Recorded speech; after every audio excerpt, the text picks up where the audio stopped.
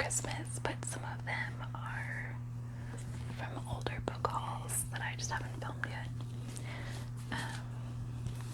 So I'm going to start with books that I've finished, actually, since the last video that I did. First was Stephen King on writing, and I loved this book. It was marvelous.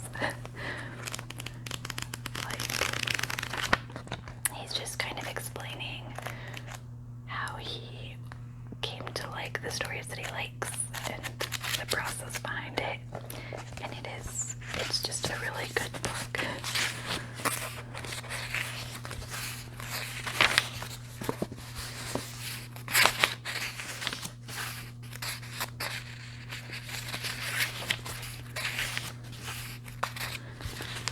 Also, I think I showed you last time, but I bought this used, and the person left a lot of notes, and they did throughout the whole book, and it was kind of interesting to see what they thought was noteworthy.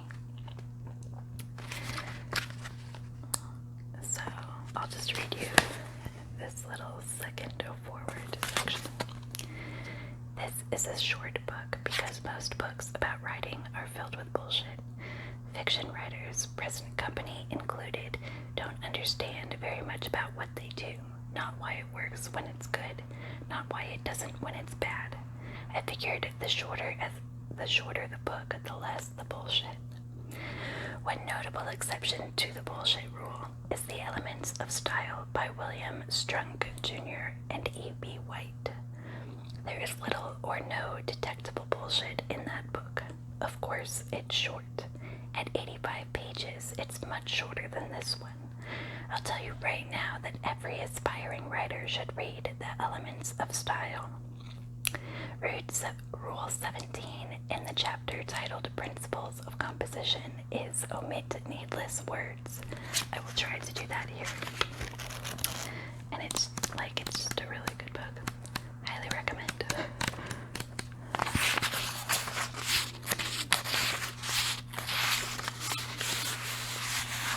Also, it's an old book.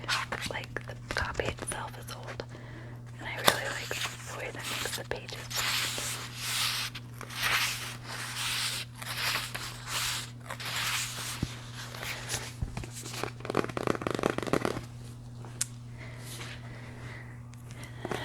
Next is Bill Bryson, The Road to Little Dribbling. And I did not actually finish this book by choice because it was really boring. So most of you know that I really like Bill Bryson's book. I read a lot of them. And this one, it was just really boring. He's doing a tour of England. And so he gets in his car, he drives to one town, gets out of his car, looks at it, tells you his opinion, gets back in his car, and keeps going. And it's a lot of towns that I don't know anything about because I'm not British, so maybe if you are British, this will be more interesting. And he doesn't really tell you, like, most of it's just him complaining. I got out of the car, I looked at the town, it wasn't as pretty as it used to be. Then he gets back in the car. Then he tries to find a restaurant that he went to like 30 years ago, and it's not there.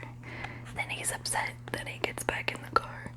So this was not my favorite book. So I'll just read like this little paragraph. In the morning, I woke to watery sunshine, and after breakfast in the Burlington's large but empty dining room, drove 20 miles down the coast to Happisburg, a remote and lonely but good-looking village roughly halfway between Sheringham and Great Yarmouth. I don't know how to say these names, I'm sorry. Happisburg is dominated by a tall, lovely lighthouse with 3 red stripes. A sign in the neighborhood parking lot informed me that this was the only independently run lighthouse in the UK. So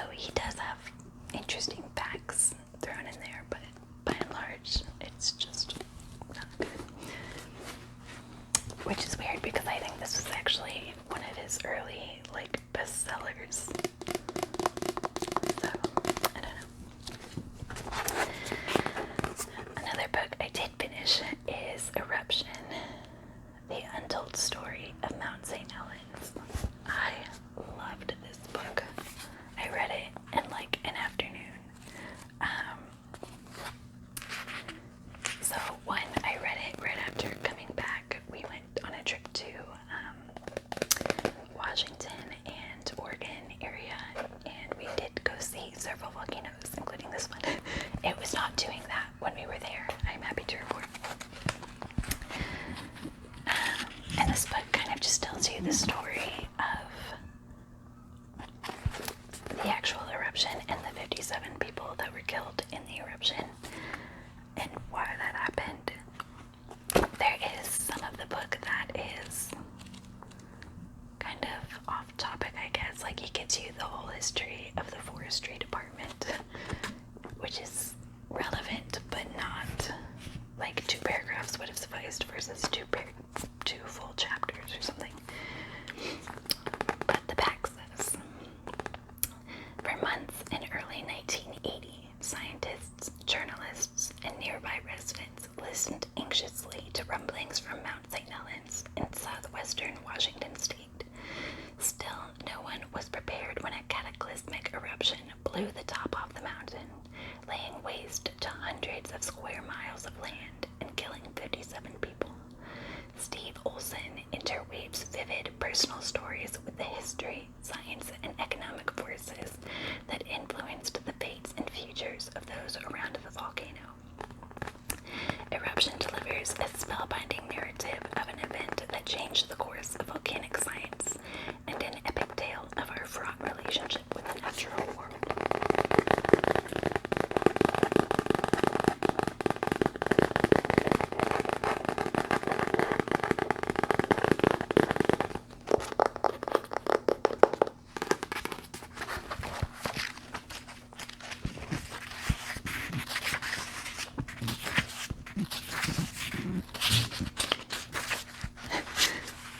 I got this from a used bookstore. I didn't steal it from a library or store. It even says no longer property of the library.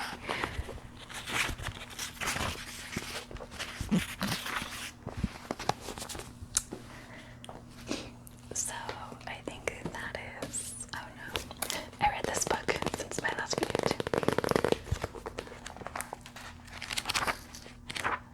So I started this when I was reading Pharma, which is another book that I finished, but my husband stole it and he's reading it right now, so I can't film with it. It was really good. Highly recommend, but yeah. So I read the Percy Jackson book while I was reading that one. And then I got suckered in because it's a series, so now I have to read the whole series. So, my bad. But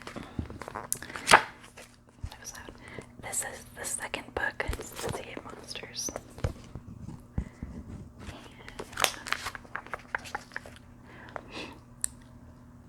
The next few days were tortured just like Tantalus wanted. First, there was Tyson moving into the Poseidon cabin, giggling to himself every 15 seconds and saying, "Percy is my brother," like he'd just won the lottery. Ah, Tyson, I'd say, it's not that simple. But there was no explaining it to him. He was in heaven, and me, as much as I liked the big guy, I couldn't help feeling embarrassed, ashamed.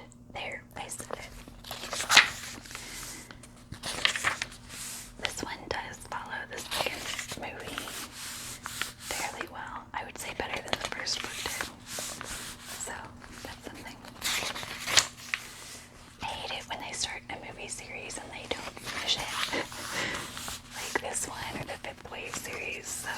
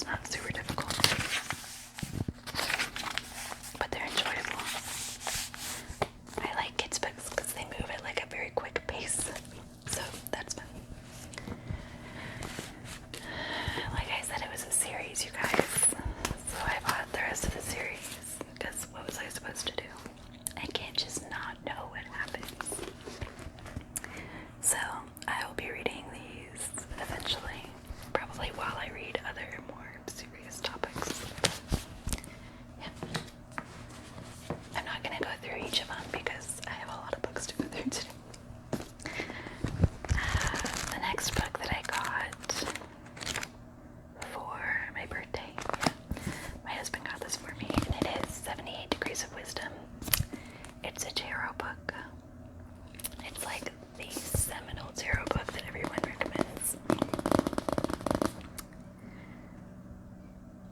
The 2 volumes of 78 Degrees of Wisdom have inspired a whole generation of students of the tarot. Described by many as the Bible of tarot readers, the books brought awareness of myth and modern psychology to the tarot's ancient esoteric symbolism. Now the texts for the major arcana and the minor arcana appear in 1 volume.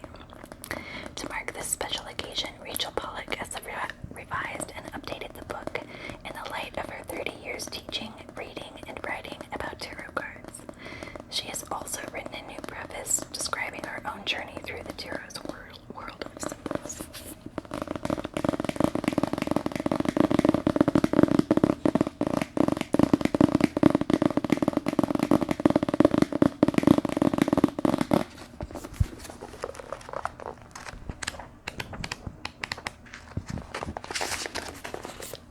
So it looks like she has the card and then like a description of each card.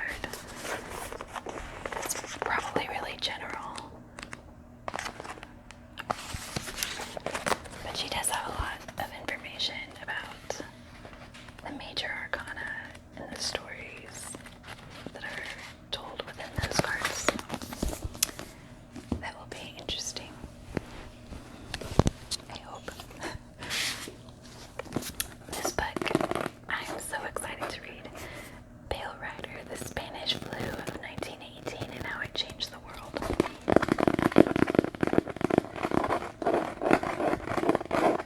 So in my family, we have the rule that you're not allowed to buy anything new for yourself after November, because then we're all Christmas shopping and you don't want to buy something that we bought you. So this was something that I had like picked up and started reading in the bookstore 100 times but could not buy. So again, my husband bought it for me for Christmas.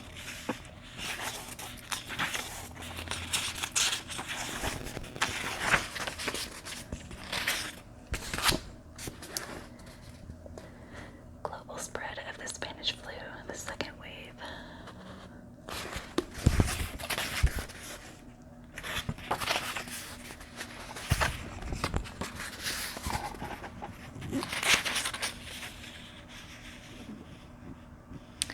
The brevity of the influenza pandemic of 1918 posed great problems to doctors at the time. It has posed great problems to historians ever since.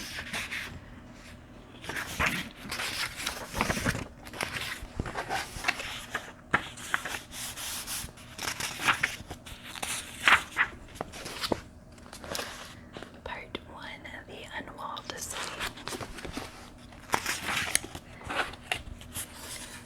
Sometime around the winter solstice of 412 BC, a cough racked the people of Perinthus, a port city on the Sea of Marmara in what was then northern Greece.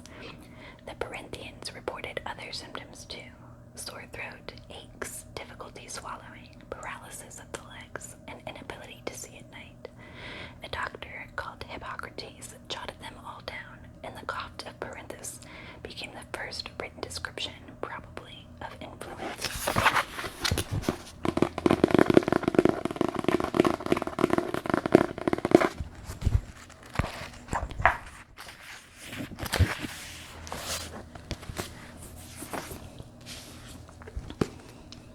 And next, you guys, I read weird books. I'm sorry. I don't know. The Butchering Art. Joseph Lister's quest to transform the grisly world of Victorian medicine. I wanted to read this after I read, I think, Spook by Mary Roach, because she kind of briefly touches on this subject, and this is a whole book dedicated to it. In The Butchering Art, Lindsay Fitzharris reveals the shocking world of 19th century surgery on the eve of profound transformation.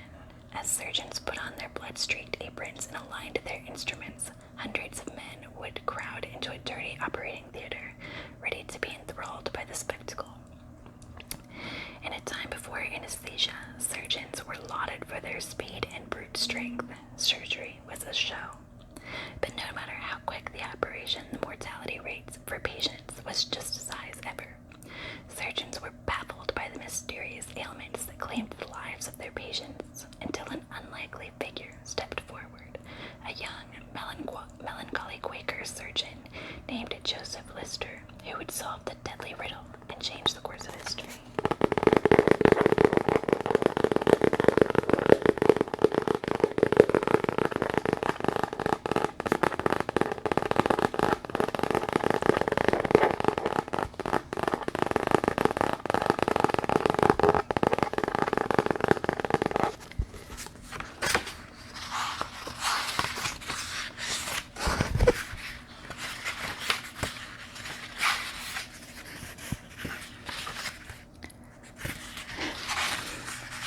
This book has like old historical pictures in it, but I won't show them to you. You're welcome. So this is a book that was actually recommended to me, like as somebody who likes to read books of this subject. So I don't know what I'm gonna, like, it's an interesting subject. We'll see how it goes. White fragility. Why it's so hard for white people to talk about racism.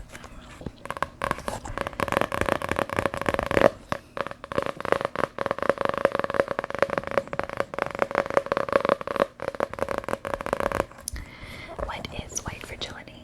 In this groundbreaking and timely book, anti-racist educator Robin DiAngelo deftly illuminates the phenomenon of white fragility, referring to the defensive moves that white people make when challenged racially.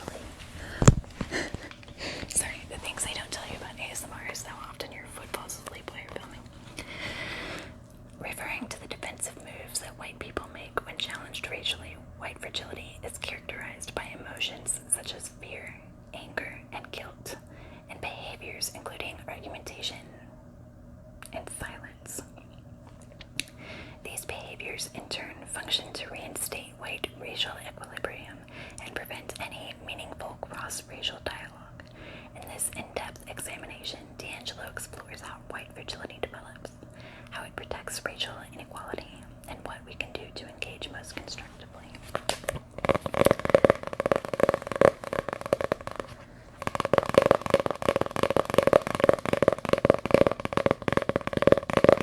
So I really don't know anything much about this book. It was recommended to me by someone who makes good book recommendations, so I will keep you posted.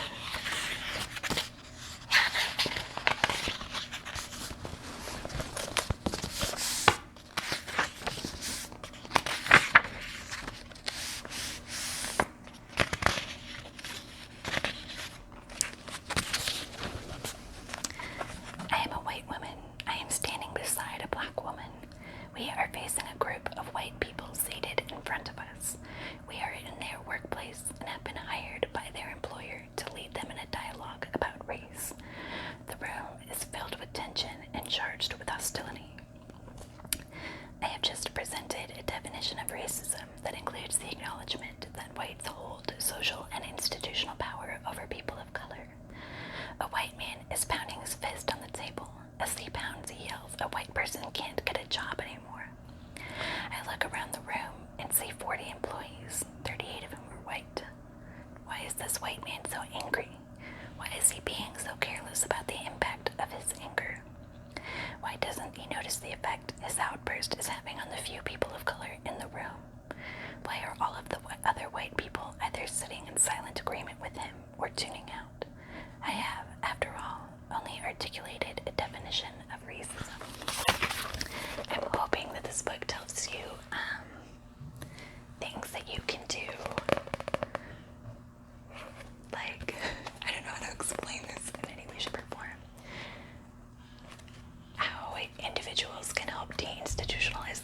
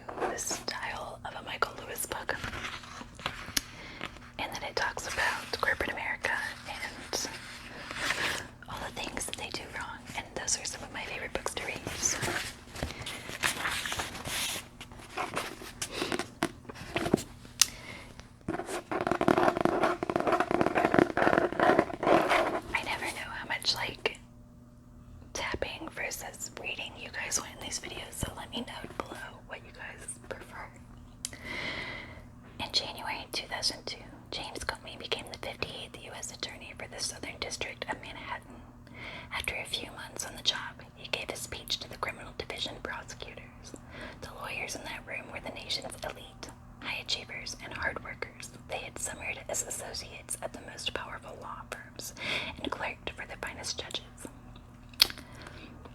Comey asked the prosecutors a question. Who here has never had an acquittal or a hung jury? This group thought of themselves as the best trial lawyers in the country. Hands shot up. I have a name for you guys, Comey said. You are members of what we like to call the Chickenshit Club. Comey's speech, it turns out, would be feckless. Since then, the club has only grown. After all, no top bankers from the top financial firms went to prison for the malfeasance that led to the 2008 financial crisis. CEOs seem to commit wrongdoing with impunity, and the problem extends far beyond finance to pharmaceutical companies, tech giants, auto manufacturers, and more.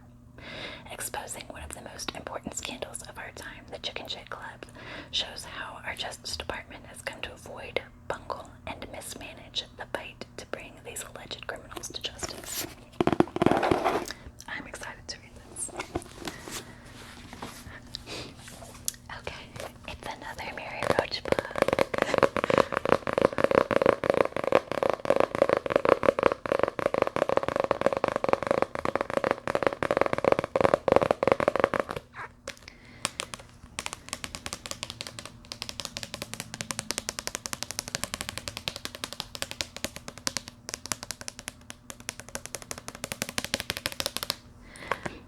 So this is just a collection of essays that she has written.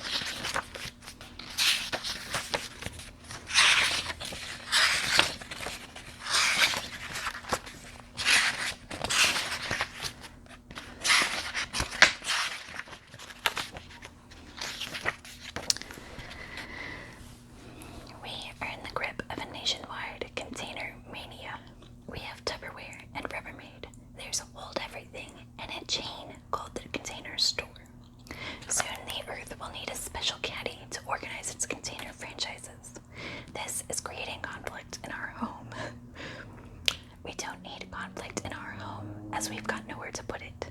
My husband Ed is one of those people made nervous by the thought of throwing things away. There may come a day when he'll need bank statements from 1979 and adapters for long extinct electronic goods.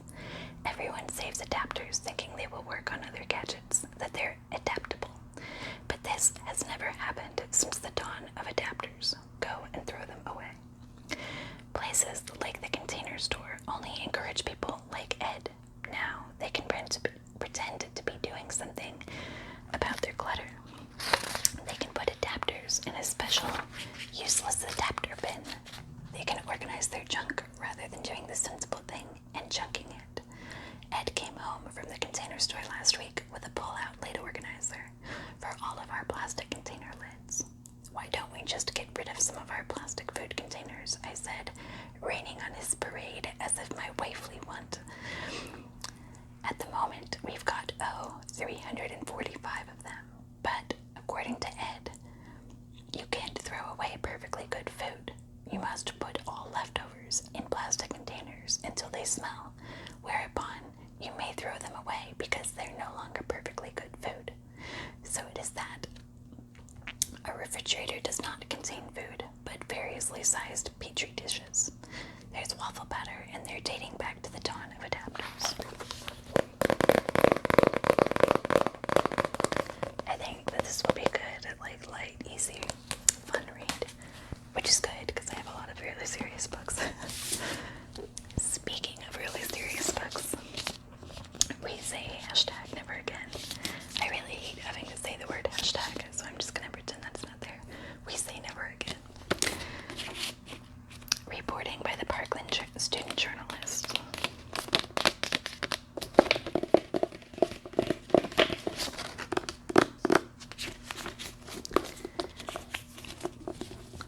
They became the story. They reported the story. class from Marjorie Stoneman Douglas High School as they explore the intersection of activism and journalism and the challenges and strengths of reporting on a story that impacts you so deeply. I started reading this in the bookstore and I got like halfway through the book, so it's really good. I'm not gonna read it, I'm not gonna read any parts of it to you because it is kind of like a really heavy topic. But if you're looking for something of this variety, I do recommend this. I haven't read it all, but it's really good so far.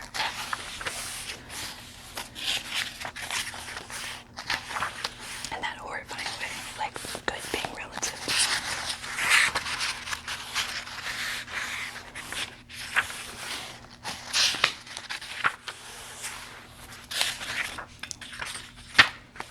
It is a pretty quick read, like each, kind of like the last book. It's a bunch of individual stories.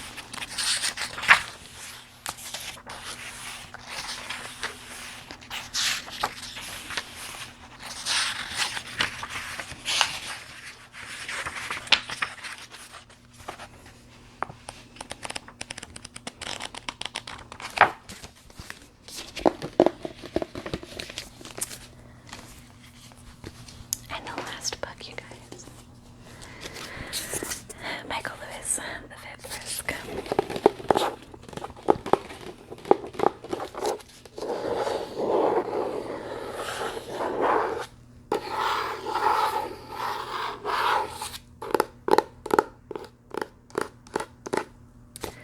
So my mom bought this at Half Price Books, and I was like, oh cool, when she's done, I'll take it. And then she just bought me my own copy because she didn't want to share. So apparently it's good.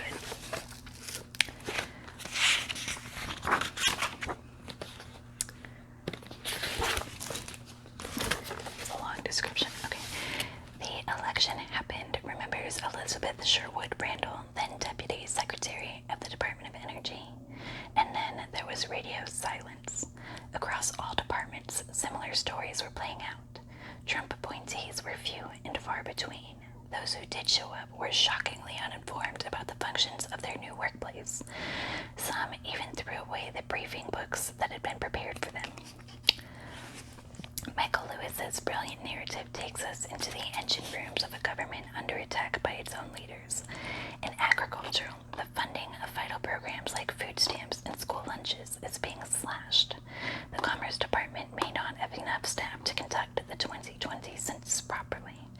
Over at Energy, where international nuclear risk is managed, it's not clear there will be enough inspectors to track and locate black market uranium before terrorists do.